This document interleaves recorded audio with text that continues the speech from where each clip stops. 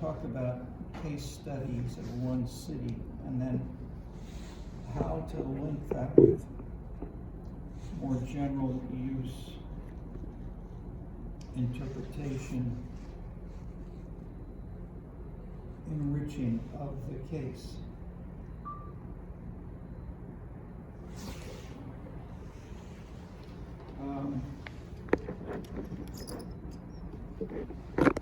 And as you've seen in the readings, we try to include both case studies and comparisons.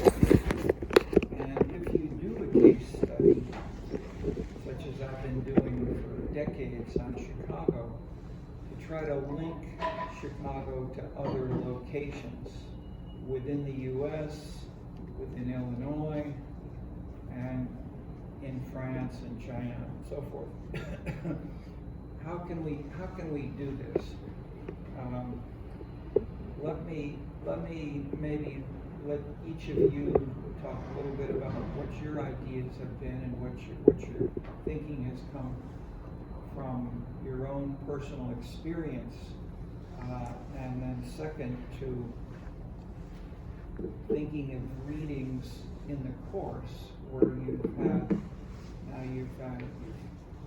taken you've seen the first half of the course where you have 5 different perspectives, and then ways of looking at these and thinking of ways in which that may be connected to what you have in your draft proposals. So why don't we well, let's see, we have 3 proposals, and I guess our third presenter is not Liz. I don't know if she'll be here. But why don't we start with Madison? Can we lead off on Madison? Oh, I didn't make a draft proposal. I wrote Madison. Okay. You got it. Yeah, I was thinking about doing my research paper on Madison just because I'm from Madison. Okay. But I like your idea of maybe comparing it to Chicago, as I spent a lot of time in both. But it's a city's growing rapidly, and I'm interested in studying the urban sprawl and the effects that it has. So just slowly and clearly, urban sprawl and Its effects on the environment and environmental policy. okay. There's also a pretty severe infrastructure crisis that I'd like to look into a bit, as well as a housing affordability crisis. So second theme is infrastructure, meaning a little more specifically. That's pretty general. They haven't really grown the infrastructure to match the growing population. They're really lacking in public transportation infrastructure. Okay, so public transportation, because if public transit initially, which is not high cost, is low cost, is buses, is that infrastructure? That is, people often think of infrastructure as buildings, so, and maybe a train or train tracks, but buses you can buy to almost tomorrow. So a train would be infrastructure, but a bus? Yeah, I'd say the rails and the stations and the steps to go up to it, that's clear infrastructure. But they have PACE, PACE. There are lots of buses that connect to other things, so they're part of the public transit system of which it is a part, but the bus part can be easily, rapidly changed in ways that the train stops are not, if they have to be built, if they're totally new. Okay, so I'm just saying, be more cautious about the term infrastructure. So that is, public transit might be a safer term, if that's what you want, and if you're okay. Yeah, I'd say public transit probably fits Okay. Michael better. Okay. So the third one is, you had 3 themes. inequality, something like that? Oh, the housing affordability. Housing affordability. Okay. So these are all themes which are discussed around the world and so forth. But why don't you go on a little bit more? So you've got references, you've got other things which are there. So let's you talk a little bit more. Yeah, I think it just like interests me the most just because I feel like after studying some of the things in this course, I don't know nearly enough about the city that I'm even from. So I kind of got inspiration from the Detroit and Las Vegas question on the midterm because I was thinking about how like the industry shapes the city and its economy very strongly, and I was kind of thinking about how that is true for Madison or not true for Madison, which got me kind of thinking about these other issues that I think the city is facing that I need to learn more about.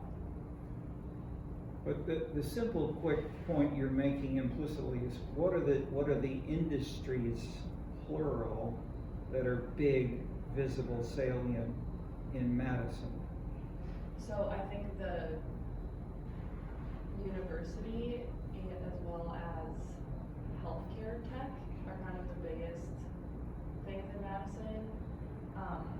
Most of the recognizable companies that are outside of the university are in the healthcare space, which is really different, obviously, from like Chicago or from the cities we've studied kind of through the midterm. And I'm curious in studying that and seeing if that's kind of a way that shapes the issues the city faces. What might be a third industry, which I don't know the numbers without data that you might dig into, but what might be seen which Madison shares with, say, Austin? Austin. I don't know much about Austin, but potentially agriculture right around the city. Austin and Madison have the big state universities and, in terms of politics, Capital? It's the capital? state capital. How many state administrative, political leadership, lobbying activities and organizations are there in Madison? I don't know exactly, but I feel like it's a very politically charged city. Yes. And there might be some offices and buildings and people who are, and if we count people who are paid as well as people who are volunteers, like students and faculty who are very active from Madison and who walk across, work across the state and so forth. And this was a critical election nationally right now, and Madison and Milwaukee were holdouts, or let's say later voters and major Democratic bases for the state, Yeah. whereas those other places in the state were more Republican, and so it was 50-50. It was very, very close. Lots of money, lots of people were there, and these were probably not for health care. Right. These were, they wanted votes for Republicans or Democrats. That was the big visit. So that is, contrast Madison with many other state university towns, Urbana, Bloomington, Indiana, so forth. These are small parochial towns, whereas Madison is a significant city in its own right. So in that sense, yes, this is a good place to start in terms of not just jobs, but especially it may be the largest numbers of people who live there are students, and they may not be registered to vote, but they may be out of state, and so they're not registered to vote and may not be interested in state politics. But some of them will be very active, very interested, and so forth.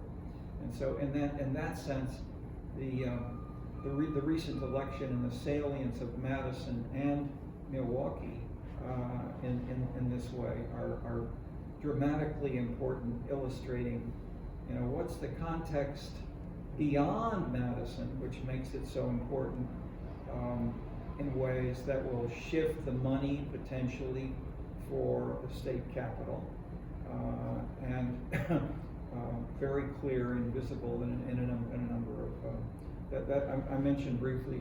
Coleman Young was here a few days after Ronald Reagan was elected, and he, right downstairs, the place was filled. How many voters were there? But he said, "You elected prune face. Why did you do that?" And so he was labeling prune face supporters were sitting there, and was that empirically, clearly it's wrong, and probably he knew it was wrong, but he was okay. He was saying, from the standpoint of my budget, my political connections, I am destroyed, and I am screaming about it. And he did. I mean, he had gotten fantastic amount of support, funding, political ad, etc. with the Democratic presidents before him. Okay. So locating the case is a big, interesting thing to do, but locating it is easy and simple, if you will. It's the number of jobs, and it's a lot of, and the press talks about it visibly. On the other hand, I mentioned that the case of Prop 13 in California, when they had the statewide major cutting of all taxes by roughly half, property taxes, and 66% of the voters in California said, cut the taxes, including someone who came out and was interviewed, an exit poll. Did you support the proposition? Yes. Do you work for the state of California? Where do you work? I work for the state of California. Aren't you cutting off your own, your source of funding for raises and so forth? And his quick answer was, my home is more important than my job. Okay, that is what many political scientists, economists, urban sociologists all ignore that. They look at jobs, and that's the normal, that's from Marx. It's not just Marx, this is much more simple. This is in Business Week, this is in lots of people, public discussion of Forbes and so forth. The implicit idea is that your job is the driver of the whole thing. And so, in that sense, what we're doing in this course is to try to bring out some alternative ways of interpreting, and how might those be, or let me back up very briefly. And so we're taking a little more time, that is, these are not just two papers. We're talking about this for everybody in the course.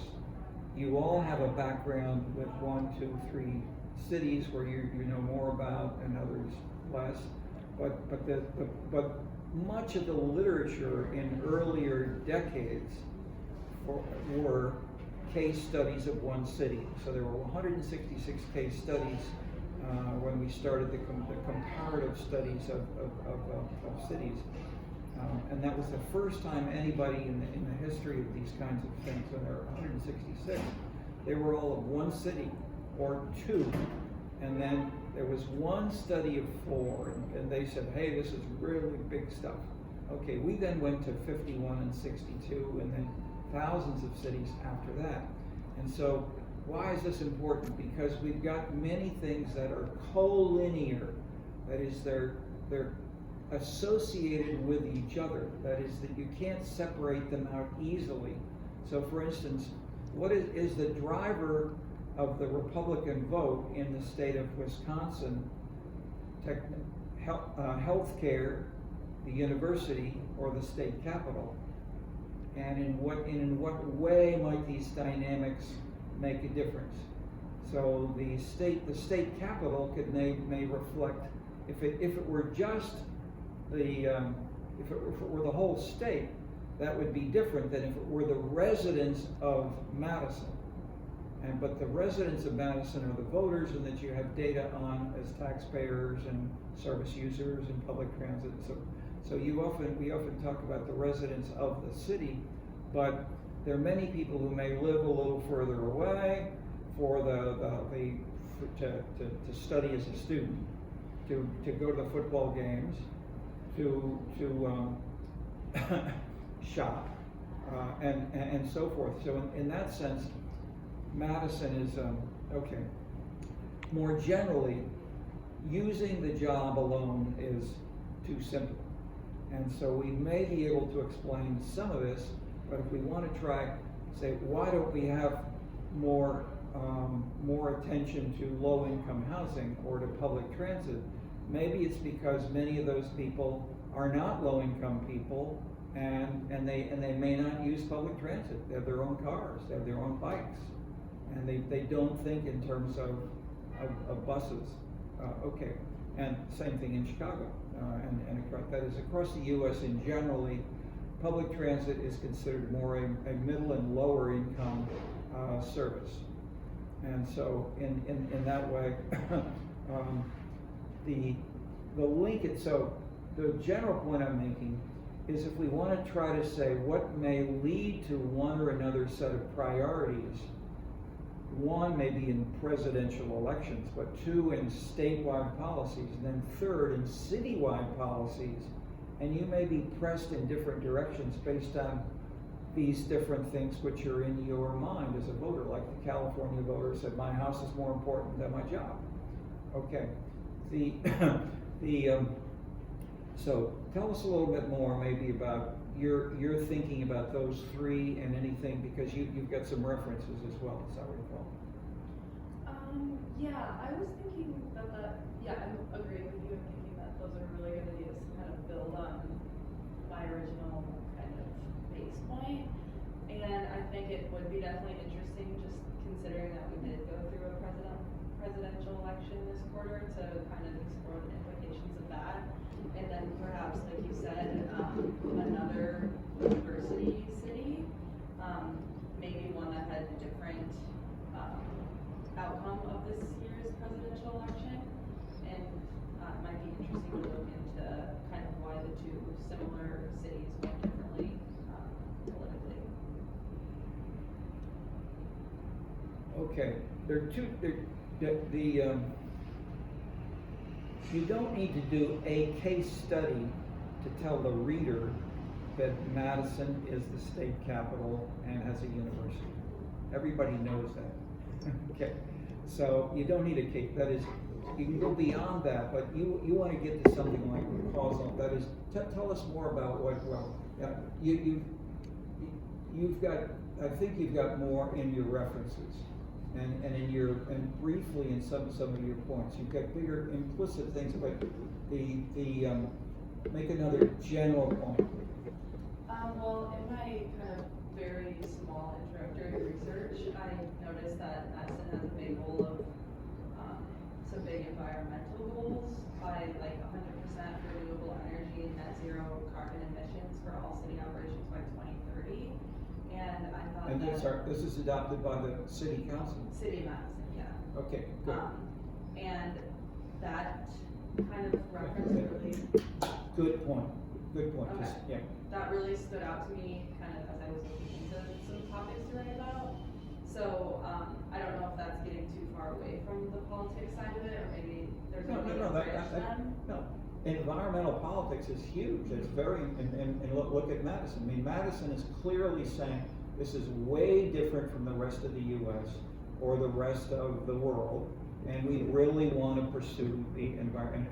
And many intellectual students and so forth are, and that is one of the earliest, most important. And I mentioned as well the dollars raised, the number of members of the Sierra Club and the Sierra Clubbers are much bigger than the Democratic and Republican parties in the U.S.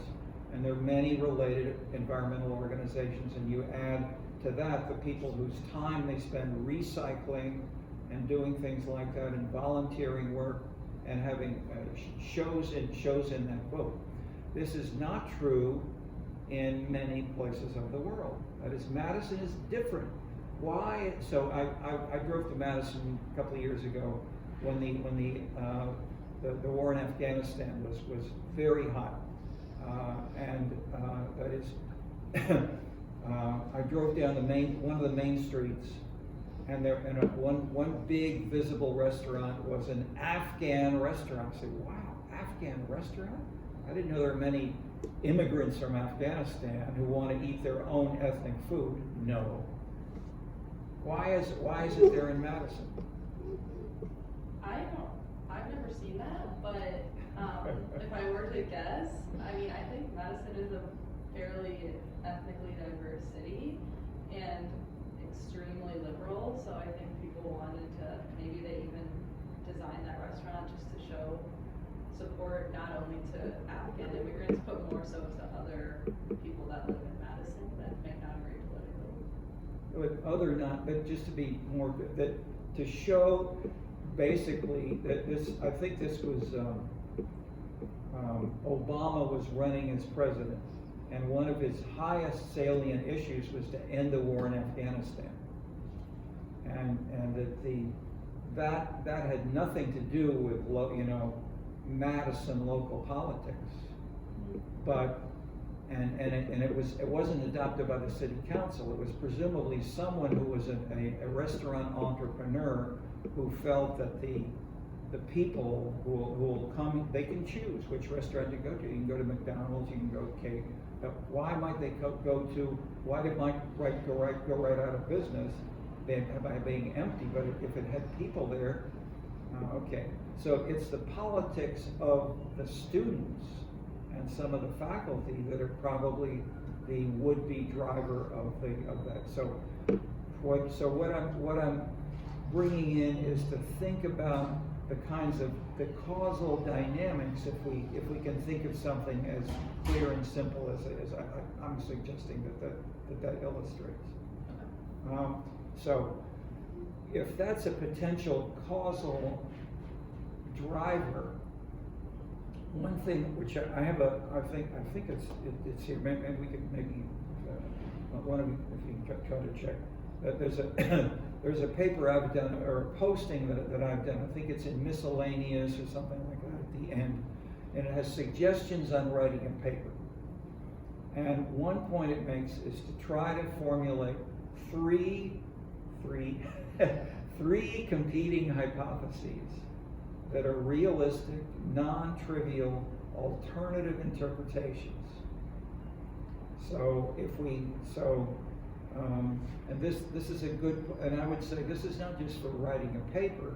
If you're talking with your grandmother, if you're talking with your roommate, and so forth, and they say the reason that Trump won is, and if they have any one answer of anything, they're wrong. That is, these are complicated. Life is complicated, and this is the whole point of Max Weber of the whole 20th century social sciences. Life is complicated. It's multi-causal. If we want to deal with multi-causality, we can't just look at one variable. You've got to have probably three variables, maybe. I mean, the simplest kind of idea is this: X1, X2, and X3 are three different causes of Y. All right, and so it could be, if we say the driver of the policy and the salience of the concerns of Madison citizens are their jobs, then it could be healthcare, and the university, and you could and the state capital, for instance. If you then add a fourth area, you bring in the example of the Afghan restaurant. How does that fit? It doesn't fit.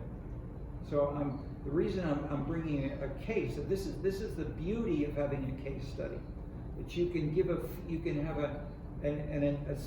bring a qualitative, richer interpretation of a particular illustration, like the voter in California or the Afghan restaurant.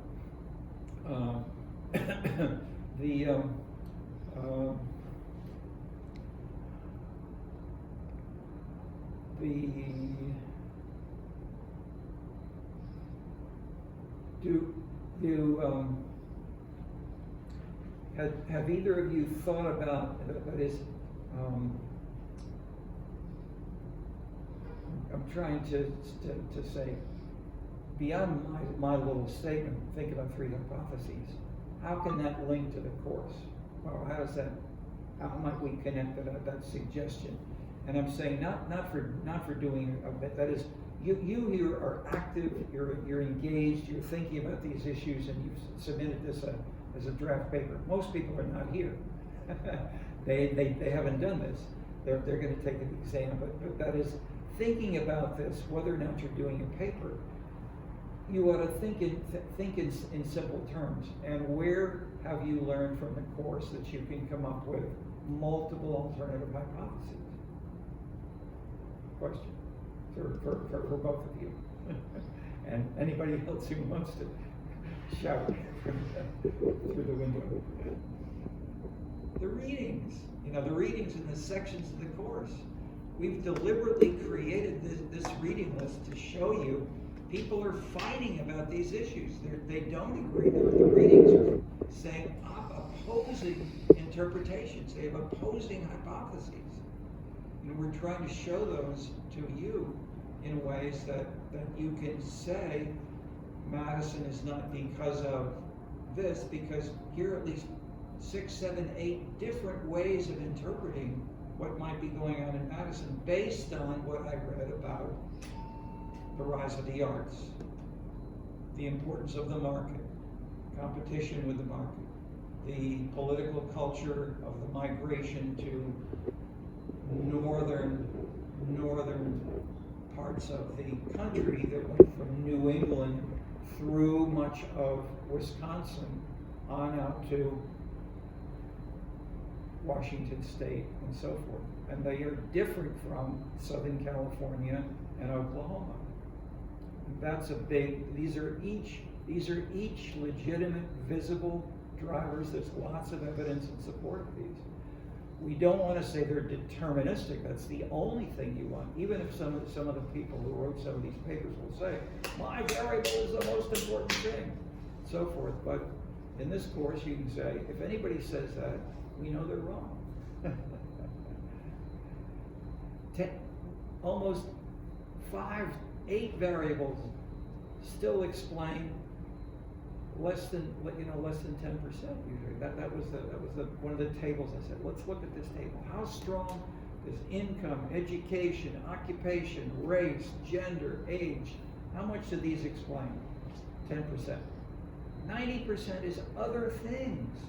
There are lots of things going on. Life is complicated. And if you're doing one case that you've lived in and you've got a feel for how some of this is working, you can talk about an Afghan restaurant. Even if you never saw it and you didn't know about it, but you can see that's not driven by the number of Afghan ethnic people. Okay, and so that's a different kind of politics than if we're talking about Bronzeville, where I live, and people may I've talked to some of them, so I don't go too far there, but simply to make the point. There may be strong, visible, shouted ethnic politics in Chicago for some people, whereas Bellevue, Washington, and Madison are the opposite. People are voting for things which is not their ethnicity. That is, that's the idea of liberal in that sense, that you're supporting things which other people, they're good for other people. We think that helping the poor more by having buses would make that's the implicit idea in a hypothesis. Okay, so big points, multiple hypotheses, link to the readings, think then how you can have a research design. So you said, maybe I might study another city. And my quick answer is, don't waste your time for things that are trivial. Skip the things that are clear and obvious. Give it a sentence. How can you then get something like that which is more subtle than doing an entire, quote, case study?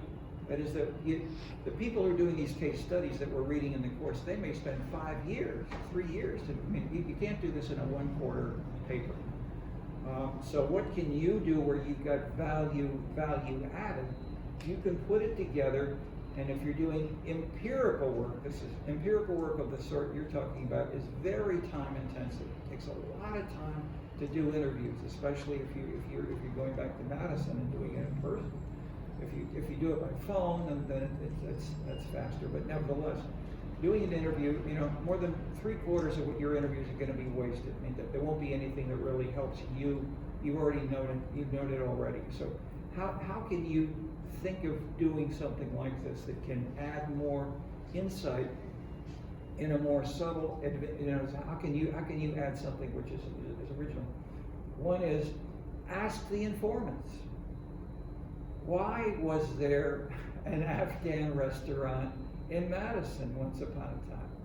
Or why are people, that is, if something's an interesting question for you in your paper, maybe have some of your informants say,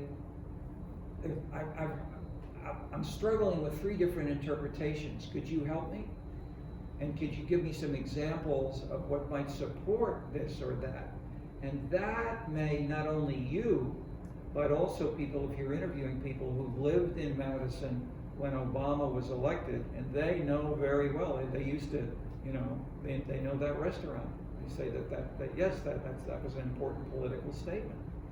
Okay, so use your informants, but ask them subtle questions if you want subtle questions. If you ask crude, simple questions, they'll give you crude answers. So you've got both kinds of the readings. We got people who are saying things that are clear and simple, or at least classic ethnic politics, racism, gender inequality. I mean, everybody knows about these all the time. The question is, what can we, even if we want to talk about those, we can say, how do these dynamics which are nationally going on, how does this work in Madison? And how is this different? How did the dynamic that got talked about in the national speeches and so forth, how did those either turn people off or mobilize them? Okay. So think about framing questions in ways that you can both talk to people or look and read about. If you're looking in the newspapers, if you're using your newspapers or something like that as sources, look for things which are, which show, hey, this is interesting. This wouldn't work in Chicago, but in the ethnic politics tradition of Chicago. But wow, this is very powerful in Madison, and the environmental, that is, I had a top student here was Mike Quigley. He was the leading political leader raising environmental issues in Chicago, and he was alone. I mean, there was minimal support in Chicago for environmental policy. Here on this campus, there was a lot, but in general, minimal in the city council and so forth. So he was very isolated. Now it's taken off, and he's a U.S. congressman, but he was in the Cook County board for 10 years or so forth, always doing big environmental stuff. But now it's okay. And so with Biden, this is big national politics. Okay, so the what else any other points that you want to raise based on?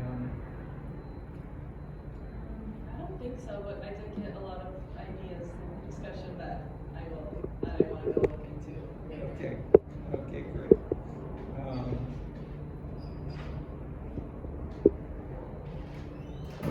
What if we get I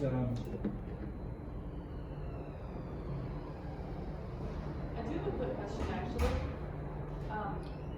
Would you be able to clarify the essay and final paper breakdown, and then to follow that, will we be able to review our midterms before we decide if we're going to do the essay or final exam?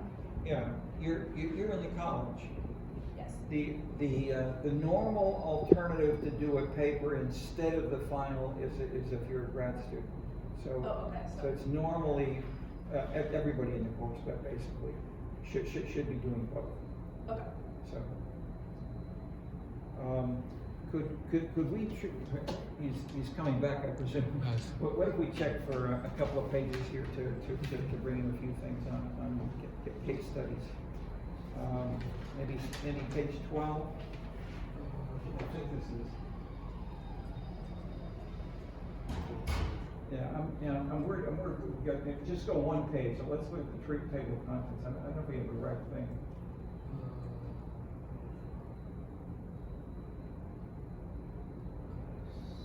There's something wrong here. I think, at least make it, yeah, go right at the beginning.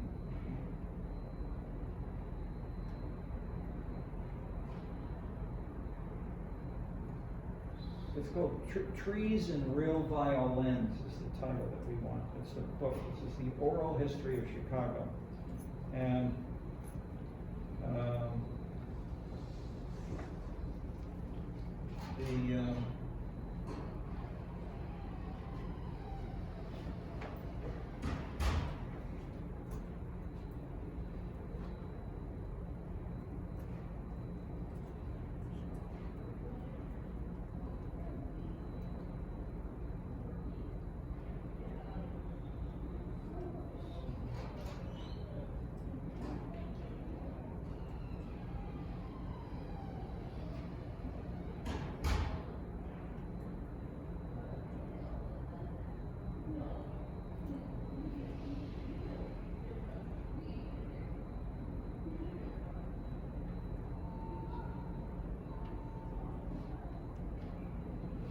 okay, oral history of Chicago. Let's try that. Yeah.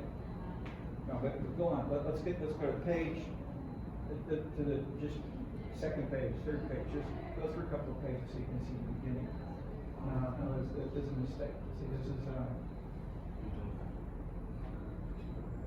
okay. So it's worked out of mine. I don't know why. This is on the. Yeah, are you searching on the Canvas website? Or are you in the general Google search? We want the Canvas, let's go to this course. That's where it's found. Maybe I was not explicit. Okay, you're back. Why don't we let you continue this we're talking about the student papers and that.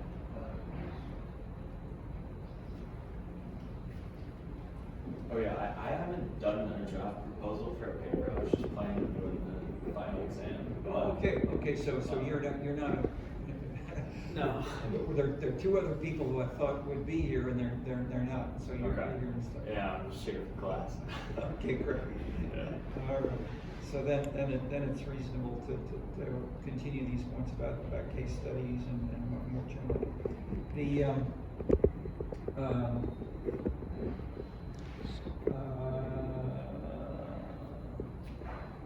Then do either of you want to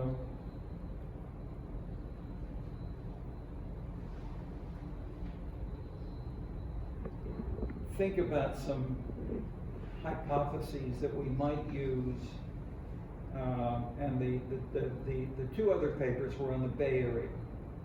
One is on Palo Alto and San Francisco, but the other is on the whole Bay Area.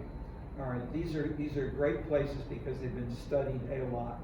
There are many books about the Bay Area, and it also is an extreme case nationally.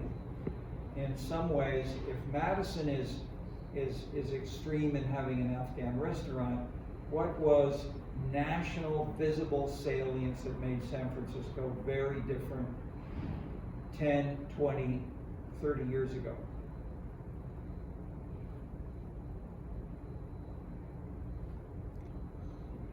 Maybe the tech boom in Silicon Valley. Yes, and that's the argument of Richard Florida. the tech boom of Richard Florida's interpretation was what? I don't think I remember exactly. You're doing the exam. I'm talking about like creative cities. Yes, exactly. So the idea of creativity in Silicon Valley, Florida's our argument was the spillover from San Francisco went to Palo Alto and to Stanford, which may not have been as dramatic. If you think of them not, and Florida generally writes and thinks about metro areas, whereas I tend to get right down to neighborhoods, saying individual neighborhoods are very different. We don't want to leave out other things that are there, but we also want to know the Afghan restaurant is part of Madison's politics. And that's based on national politics and international relations. And for the faculty and students of Madison, this is their lives. They think, they read the New York Times. They look at liberal social media, which features things of, and in terms of the city council of it's called the county. It's the county. It's the county government. It's the city county government. Both joint. But the county government adopted maybe 20, 30 years ago a right, a financial right and a legal right, which you as a worker for San Francisco, you could have a gender change surgery which would be fully paid for by the city, by the local government and this, they were then interviewed, people from the New York Times, the Washington Post, what did do you have are these police and firemen, do they want to change their gender? Well, of course not. But then why are you passing this kind of law? We want to show that we are tolerant, and including especially gays, sexual orientation. And so there had been before that a large number of gays in San Francisco. They wanted to say, not only do we welcome gays, but we welcome persons who want to change their gender, and that shows that we want to be deliberately out of step with Texas and Florida and so forth. And this was 30 years ago. So in this election, these same issues are there, but they are now they were fought over. When you raise those same issues in national politics, it failed. Okay, so the point is, a classic statement by a Boston Irish politician is all politics is local. So even if you talk about the war in Afghanistan, all politics is local. What matters is how it works for people in that neighborhood or in that ethnic group or that particular group of school, the little social media, etc. They each have, there are lots of different dynamics.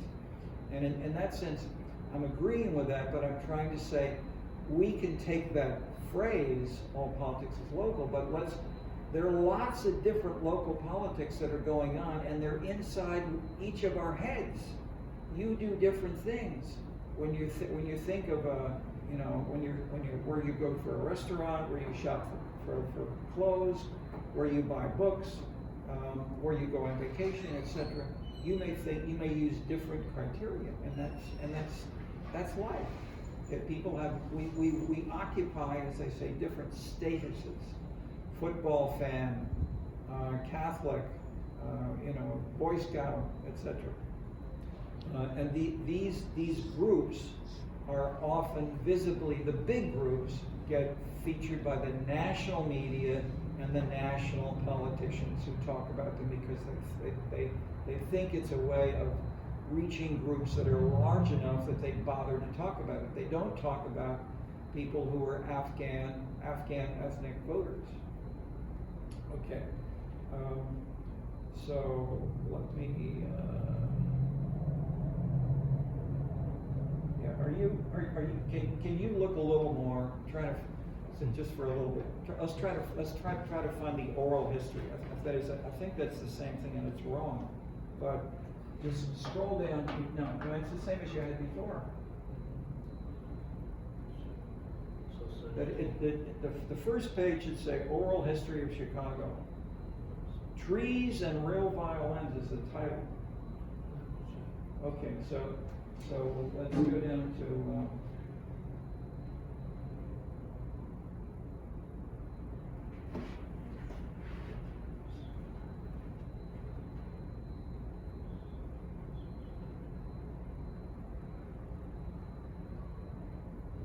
okay, no, this is, it's after this.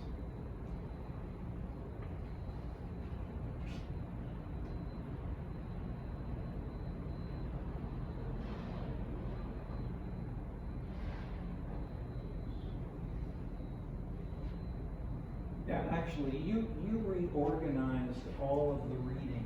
Maybe that's an issue. I'm not sure.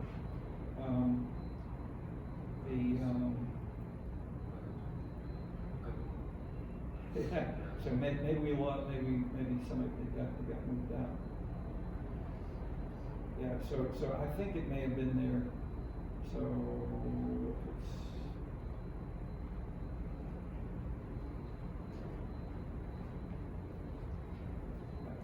I'm not finding it here now, so whereas I found it on my home machine by going to,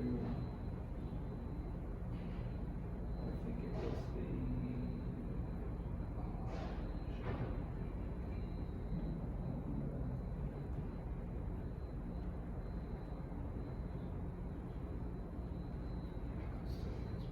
okay, here it is. This is on the syllabus. And it's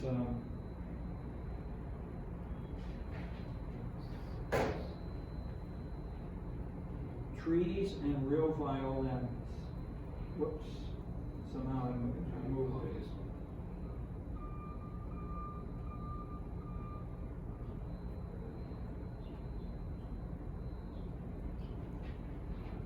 Okay, does that open for you?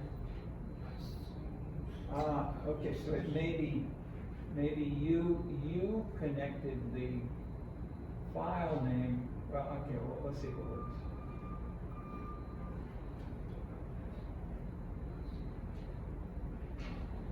We've been doing this for about 30 years.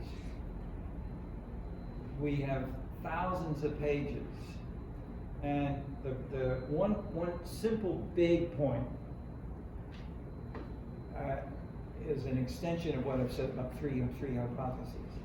People fight about interpretations. People think about, and especially in Madison and Chicago, these are very politicized locations.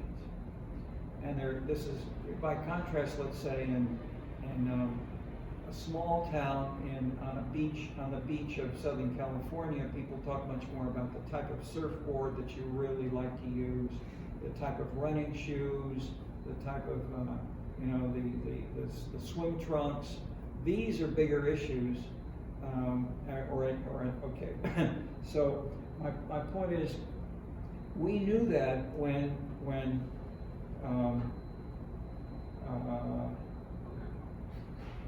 there we go, okay. Trees and real violins, building post-industrial Chicago. And the second word is an oral history and global interpretation of a half-century of Chicago politics. Okay, so let's scroll down a little bit more here, and let's get to page 12. The page numbers are in the lower right. Yeah. Or actually, let's look at the Taylor. Whoops. Yeah. Just look at the chapters to see the kinds of things which are here, to have a sense of what's here. This is maybe 60, 70 pages. It's called the introduction. But the main part of the number of the contributors in a number of pages in this book is that it is an oral history, which we did this, not Terry Clark or Bill Grimshaw, and because my co-author, co-editor, co-organizer was William Grimshaw when we started this thing. And who was he? He was co-chair with his wife, Jackie Grimshaw, of Harold Washington's election. So he clearly was, he hated daily, all the dailies. So I said, okay, he and his own wife had very different views of how they should organize the Harold Washington campaign. That his wife wanted to do things more like the machine, whereas Bill wanted to be anti-machine in every respect. In that sense. Okay.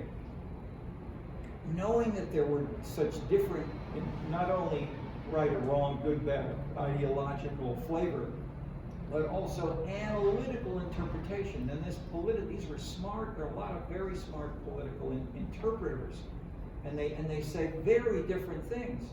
I mentioned briefly, I'll say, I had a student in class who worked as a fireman in Chicago. His father worked as a fireman in Chicago. His grandfather worked as a fireman in Chicago. And they all had dinner together, and they all talked about politics in Chicago for all the time. Highly politicized, smart, so ethnicity doesn't explain anything. Jobs doesn't explain anything, because all three share the same view. But they said they had three different interpretations. The grandfather said,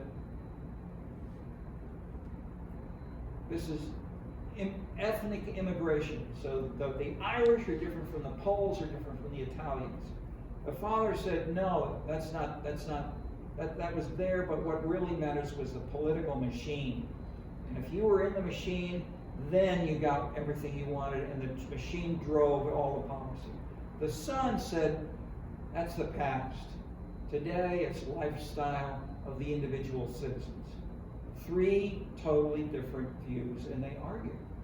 Okay, so the nice about the quasi-experimental design here of this little anecdote I'm giving you is that it controls for the neighborhood, the ethnic group, the job, the income, and so forth, more or less. Okay, so in that sense, we knew there were lots of disagreements in interpretations. So rather than saying that there's one of these, we've got to build into this, the way we analyze and convey this to the reader, that there's multiplicity, there's complexity, there's interconnection, there are drivers that are fighting against each other. Within one family, they're fighting about this stuff. And people are mentioning that now, that Trump and Harris are dividing families to the degree that people are reporting in national surveys that this makes a difference for 50% of Americans, and this wasn't true in those surveys in the last decade. So it's a divisive, important, salient, even in the sense of dividing families. Okay. We knew that was the same true in Chicago, decades. So how can you have a research design that can incorporate that? Not to try to say or try to write, here's one factor or one cause or one interpretation. We're going to say, let's convey some of the subtleties that these smart people are talking about, and they will tell us about. So let's give them an oral history. Let's give them the microphone. So we'll say, how and why did Harold Washington get elected? This is politics in Chicago is supposed to be Irish Catholic politics, political machines, and so forth. How could a black guy win? And we got 50 different answers. That is drastically different answers to those same questions. Not only the three. Okay, so that's what's interesting. And so we have very different interpretations. So let's go. Can we flash forward to page 12? And what we do is to frame some of the bigger factors and I'm focusing not because this is just Chicago. Chicago is the most studied city in the world, but it's because there's so many different things going on in the same city all at the same time. Okay, so let's just look here at the kinds, the mayoral styles and how they've shifted over time. These things I'm focusing, that is, the reason we do want to, it's interesting to have individual names of one mayor is because we can see this acted out. We can see these videos. We can read the biographies of these people. There's lots of press about this. But the general point on the top is these are not Chicago. These are also in Beijing. These are in Paris. These are everywhere. And these are things which change over time. So historically, it happens to have been the case that there were drastic historical periods that were very different. And so under Daly 1, in his years, the rise of social and aesthetic issues were zero. They didn't talk about that, basically. Fiscal and economic issues, low taxes and moderate growth in spending after the first few years. This was a low tax city, and the Chicago Tribune never told you that. I won't say never, but almost never. So one thing I don't want to go too far, but I'm simply saying the ideological position of Chicago was that the rise of independent organized groups was that either you were in the Democratic Party or you were bad. If you weren't with us, we'll try to crush any independent group that's not in the party. That was Daly 1. The empowerment of individual citizens. De-emphasize citizens compared to neighborhoods and ethnic groups. They get control. They get listened to by the mayor, by the machine, but not the individual citizen. If you just walk into City Hall and say, I'm a citizen, I'd like to have this. Okay, get in line. There's 250 people ahead of you. Okay. Policy focus, the rise of public goods, managed growth and consumption. Reformers were official policy for arenas like schools, patronage for insiders, in a city that works. These were slogans of that era. That the quick, without going through the detail, the point is these changed within each administration. Howard Washington was the revolutionary, really changing a lot of these things. He ran, so Daly 1, remember, why don't you give the Tribune, why don't you give this contracts to your son's insurance firm? It's a father's duty to help his sons. That is, he didn't just say this. He felt, he believed, he acted and said, this is legitimate. Of course you should help your sons. Trump says the same thing. Okay. Often. Not always. But by contrast, others will say, this is corruption. You should go to jail. And he's being tried in New York courts, etc. Okay. Daly 2 reversed most of these points drastically. So many, there are photographs of Daly 1 and Daly 2. They're coming out of the same little house. They live together. They have the same kinds of haircuts, the same kind of briefcase, the same kind of suit. Their faces look about the same. They're all Irish, Catholic, etc., etc. But their politics were revolutionarily different. Why? And I've said, and people ain't shy when I say that. Daly 2 took his politics from Harold Washington. Washington had mobilized the citizens against the machine. And Jane Byrne did the same thing. Jane Byrne, she was Irish Catholic. She was part of the machine. She was co-chair of the Cook County Democratic Party with Daly 1. But she ran as an independent anti-machine. We're going to make, we're going to reform the city. We'll help individual consumers. And that is her slogans were the opposite of what she then did afterward. And so people then seeing these things beginning. Okay, so but just to lay this out briefly, I've given you bits of this, but the most dramatic single revolution is the far right column. Or the second, this one here. The rise of social and aesthetic issues, multiculturalism, increased tolerance for diverse groups, which is the Afghan restaurant. But also we have public goods, managed growth, and consumption. Daily Tube did this with a vengeance. Why? I mean, I never heard him say this explicitly, but he knew under Jane Byrne, Bolandic, Howard Washington, Eugene Sawyer, this was called the city. This was called culture wars, and it was like Beirut now, practically, very literally, in the sense that the people in the Chicago City Council wars was the second way of terming this. This was not just the city. The council wars were being fought out among the city council, among the 50. And so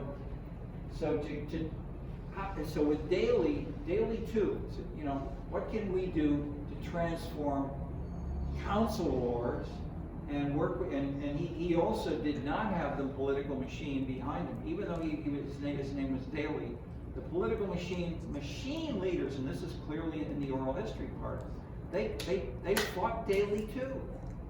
He was acting and talking about a reformer. He wasn't working, so he built his own separate organization called the HDO, the Hispanic Democratic Organization.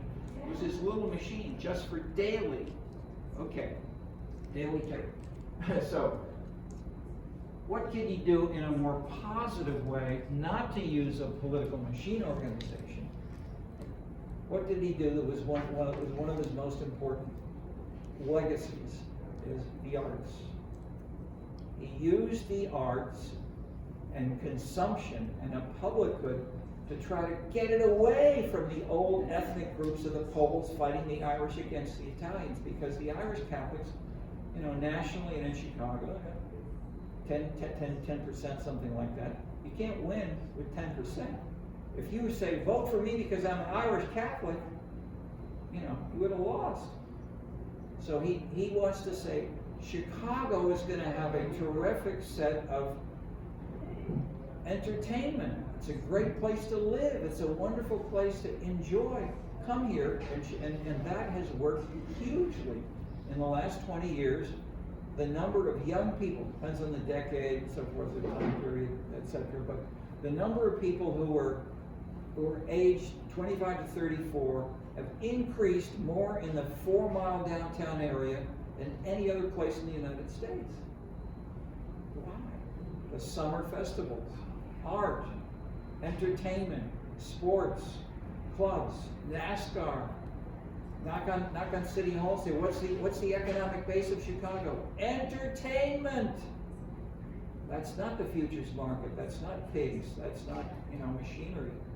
Entertainment is a very different kind of business, and it's driven more by the city government than by the traditional base of tax. Okay, so in this sense, this is a useful kind of framework where you could try to fit and ask where and why Madison would, and which Madison, which groups. That is, this is a linkage across the top to the readings of the course and to hypotheses. I will end there. We get an overview of how the pieces can ideally be connected, and we'll go from here. Great, thank you.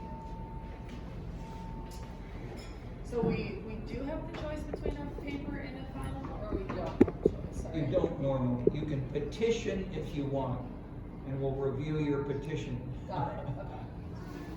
If you're a college student, you can potentially. That is, usually if you're okay. So that's. So you are supposed to do the paper, not? No, paper is voluntary. The exam is required, very normally for everybody. So you can petition to do the paper and not the final exam? Yes. Okay. So what would, If you're doing a BA or an MA or a PhD thesis, and you're doing a lot of work, that is, you haven't shown us any work yet. This is a little proposal. If you do a whole lot of work, then, and you really want to, if you're, and you're doing two courses, you're doing, a serious paper, then that ought to be an alternative to the exam. I'd say otherwise take the exam Yeah, I and know. do the paper. Okay, I'm obviously doing the exam, I was just wondering why people might not choose to do the paper or not, or choose to do the paper. Just to like differ your grade a little bit, or? You're better off in terms of having a good grade is don't put all your eggs in one basket. I mean, if you get sick and you do, the way Biden had a debate with Trump, and people said Biden had been traveling around the world, and he had a bad cold, and he did disastrously in the debate, and he couldn't run for president anymore. Okay, you could get sick and do a bad job in the exam for 2 weeks. Okay, so will we be able to see our midterm grades before we make that decision? They should be very soon. Yeah, this week after. Sounds good. And then is it too late to still do a paper, to still propose something as a draft? Definitely, yeah, no, let me say that visibly. It is not too late, you can still, and you can do a short, medium, or long paper. It can be full 20 pages, but it can be shorter, and it's fine to do, some videos and some commentaries. But then you can post them, and as we've said, and people are doing this, you can post them online for the other students and for me and the TAs to read what other people or students are reacting to the course, week by week. Great. Perfect. Thank And you. you're reading, so most of all. I mean, I don't talk about more than 5% of what's in the reading. Sounds good. Thank you. You're very good. Have a good night.